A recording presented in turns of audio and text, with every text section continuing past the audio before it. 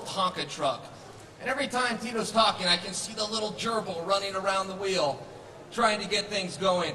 He's up here thanking everybody, and I'm up here to tell everybody you are welcome. The biggest signee, the greatest fighter of all time, and I will give you a spoiler alert right now, even though I want you to all tune in on January 21st, but 15 minutes after I walk that cage for the first time, it's going to be one more in the win column, one more for the highlight reel, and one more for the bad guy. Greatest of all time who never won a championship. Wow, that's amazing. Guy, you're so full of yourself. Your head is about as big as your arms. I just used your right arm. You're taking my lines now. You know, guys, I was at craft services with Tito a little bit ago. I threw an orange at his head. It stopped a foot before his head and started circling it like in orbit. Well, you actually must have been confusing yourself because I wasn't at craft services. I was actually enjoying my steak at Jordan's Steakhouse. Oh yeah, I forgot. You're still on the pension plan. Gentlemen, thank you very much. Our opening remarks for those members of the media and the press, will throw it to you for questions, show of hands. We have a microphone that'll get out to the members of the media. If we have a question, we'll go to our members of the press here on site first. Go ahead, sir. Hey, Carwell from Proof Media. Question for Tito. You say you're excited. You seem really upset, and I know you're mentioning the history you guys have. But is your anger like the biggest motivator that you have? Because you seem really worked up. You know, I worked really hard in this business of mixed martial arts over the last 19 and a half years to mold the future of my children, mold the future of my family. And it's been through the financial side of it because I've tasted what dirt tastes like. I tasted of being broke. I've been on the dumps. I've been lived in motels when I was a kid. I never want that opportunity for my children to ever see any type of those things, any type of drugs, any type of thing of that nature. So I worked hard at this. For him to talk about my car getting repoed, him saying the things he has that I'm going broke, I take that very personal. I'm a person who's been fueled on emotions. And any fan who's ever been around me at any of my fights, I think I'm the only fighter who'd go out there in the Concord and sign the autograph the day of the fight. Because I'm in love with my fans. My fans are there for me over the last 19 and a half years. For this clown to come in and literally clown, I didn't have to dress up him for Halloween. This clown coming in saying the stuff he is, I'm glad he doesn't fight as well as he talks. Every time he talks the way he does, that's what gets him the fights. And Chael, you're welcome. You're getting paid from me. You're welcome. I accepted the fight. The only reason I accepted the fight was because I seen an opportunity to get redemption. And you are correct. I am pissed. And this is what fuels me. The image I had of the bad boy, now you got an imitation of the bad girl, the bad guy. As you say, imitation. No more than that. Thank you. Question for Chael. While you were away, you weren't inactive. You were doing a lot of submission-only tournaments, met Morris and things like that.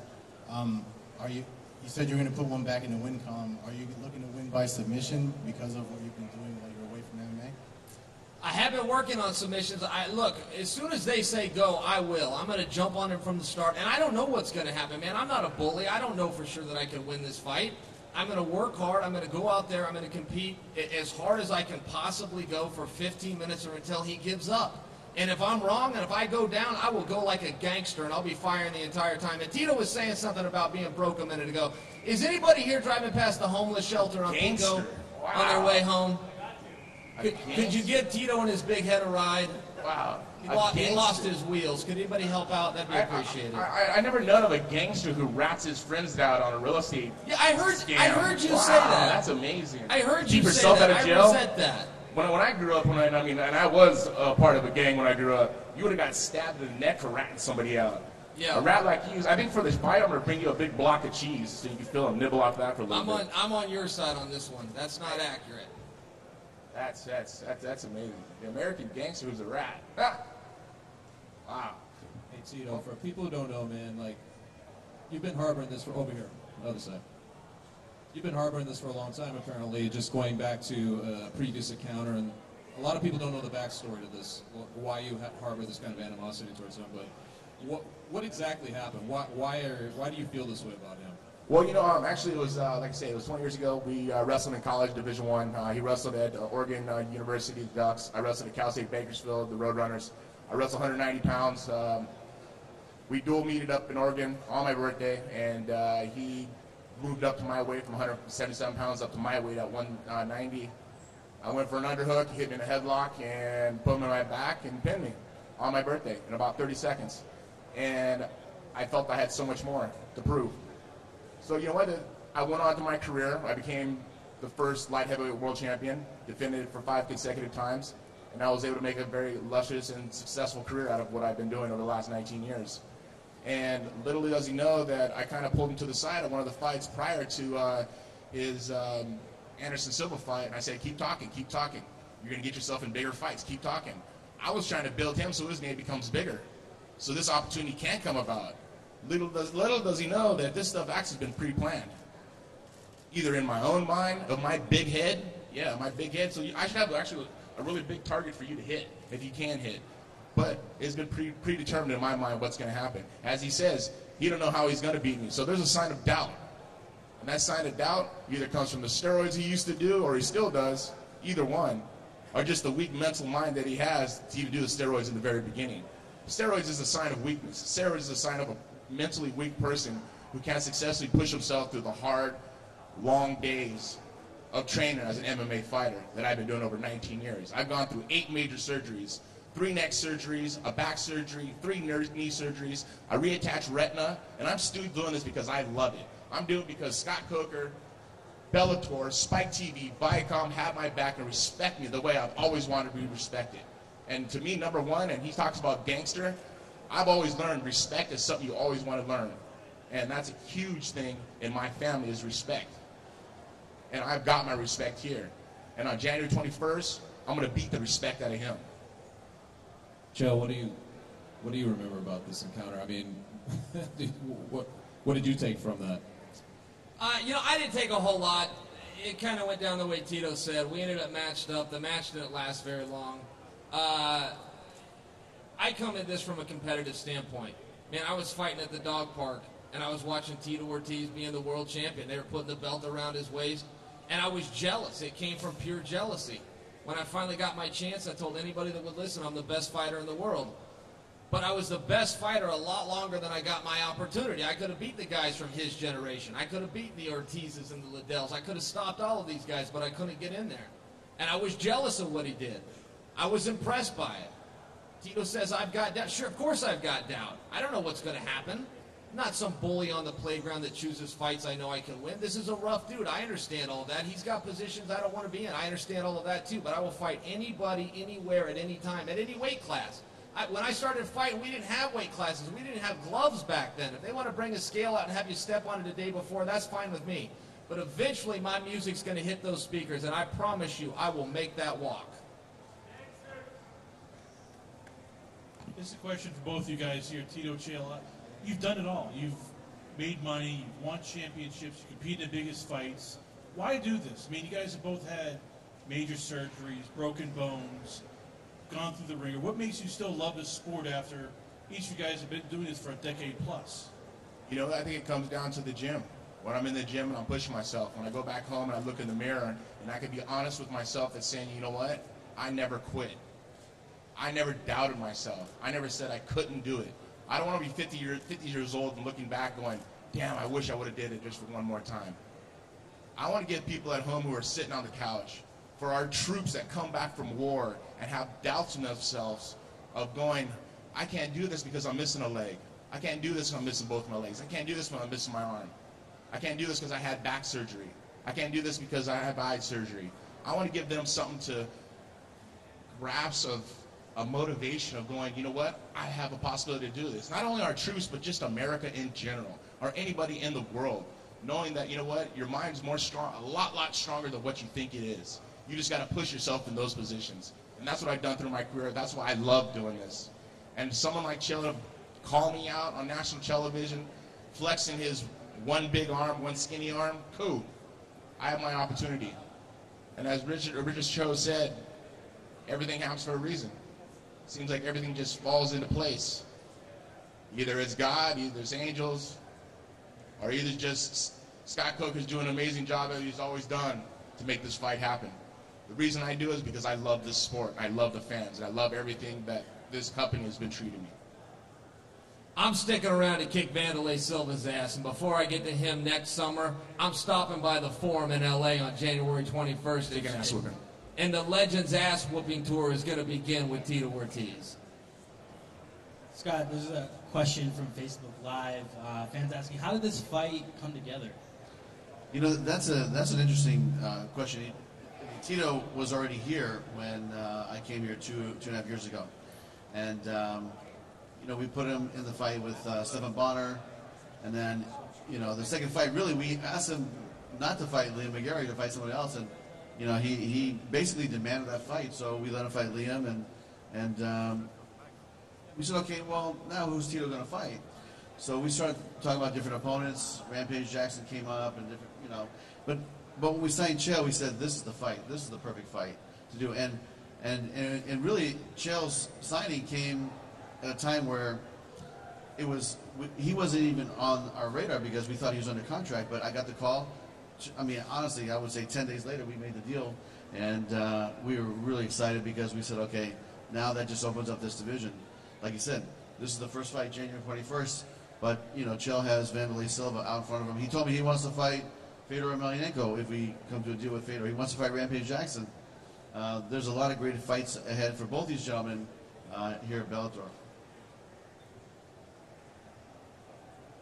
This is for Tito Ortiz, Eddie Mercado here with Bloody Elbow. Now, you lost to Chael in your collegiate days, and you said you saw a chance for redemption. Does that mean you're going to go out and try to out-wrestle Chael? You know, I watched every one of Chael's fights, and he says he don't like to be the bully. Every one of his fights, he likes to be the bully. I'm going to be the bully in this fight. I'm going to push him around.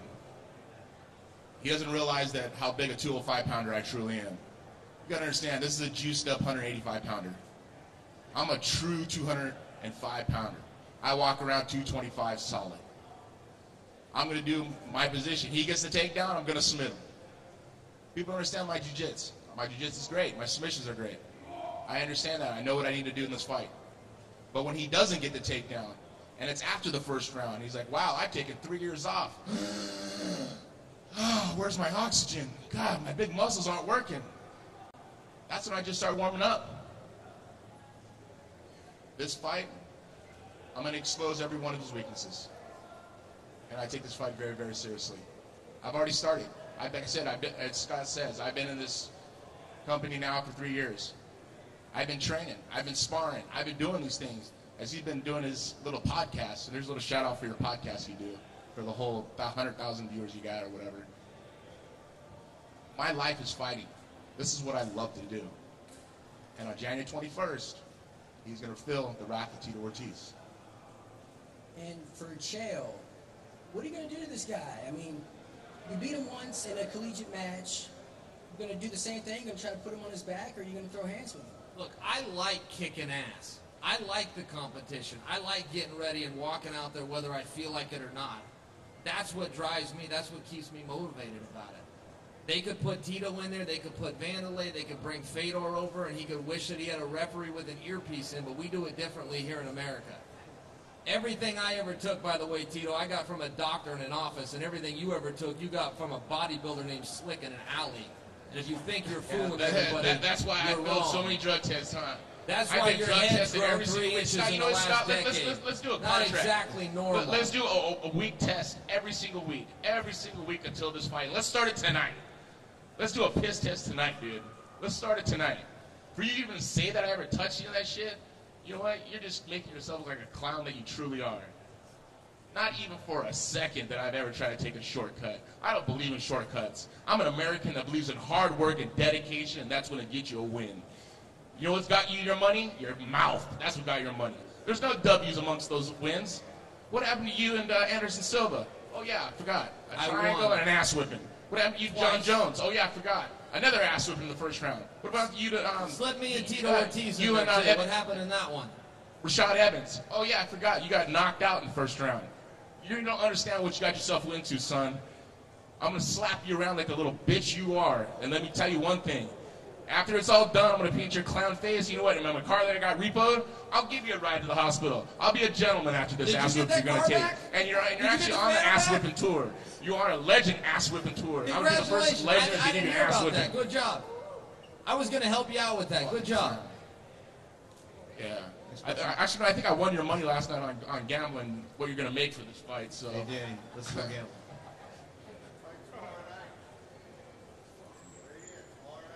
All right, gentlemen, for those that might have just joined us here live or in the live stream, the press game. conference This ain't no game. is already in process. We're going to actually wrap up the questions right there, have both of our fighters, Tito and Chael, please stand stage center. We'll do a face-off for those photographers that are joining us.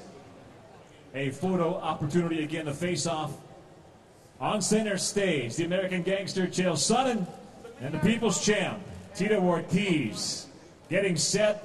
Bellator 170, January 21st, 2017, the Forum in Los Angeles. Tickets on sale now.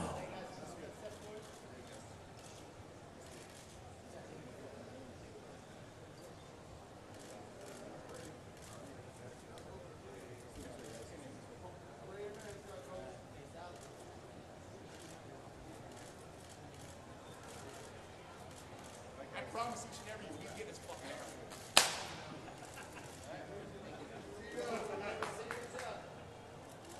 Ladies and gentlemen, we thank you for joining us for the press conference for Bellator 170. How about a nice hand, if you would, please, for Chael Sonnen, Tito Ortiz, and Mr. Scott Coker. And again, they're fighting in light heavyweight. As you know, tomorrow night here, Mohegan Sun, light heavyweight title is on the line. Mr. Wonderful Phil Davis challenges the champion, Mr. Liam McGeary. It's happening right here tomorrow night and live and free on Spike. Bellator 170, Sonnen and Ortiz, live and free on Spike, January 21st, 9 p.m. Eastern Time. So tune in again live on Spike. Tickets at Ticketmaster.com or information at Bellator.com. Hey, thank you for joining us for the live press conference here at Mohegan Sun and on the live stream. And again, don't forget, tomorrow night, Bellator MMA from Mohegan Sun live on Spike, 9 p.m. Eastern Time. Thanks again, everyone.